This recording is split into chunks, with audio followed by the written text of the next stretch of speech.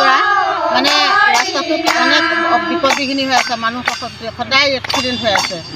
গতিকে মানে পৰুৱা কিবা কৰিছে বুলি আইসকলে মানে ভাবিছে, নাম প্ৰসংগ কৰি পেলাই বাটৰ নাম গাম বুলি পেলাই গালিকেইজনী অপায় মংগল আছে যদি মানে আঁতৰ হওক, সকলোখিনি দূৰ হওক বুলি পেলাই নাম বৰ্তমানলৈকে কিমানটামান এক্সিডেণ্ট হৈছে বাৰু? 8-10টা হৈছে। মানুহ ঢুকাইছেও? আজিও ঢুকাইছে, বহুতেই ঢুকাইছে। কিমানজনৰ মানুহ ঢুকাইছে? মানে 6-7জনমান ঢুকালে। গতিকে মানে এইখিনি কৰিলে কিজানি অপায় মংগল দূৰ হয়, সেইটো কাৰণে আইসকলখিনি মানে বাটৰ নাম গাই পেলাই মানে বিপদ বিঘিনিৰ পৰা মুক্তি পাবৰ কাৰণে একেখিনি জেগাতে হৈ আছে। গতিকে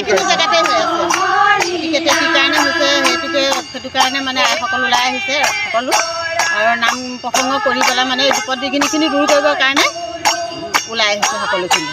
নেদেখাজনৰ ওচৰত প্ৰাৰ্থনা কৰিছে যাতে মানে আহিব লগা দিনখিনি তেনেকুৱা ঘটনা নহওক।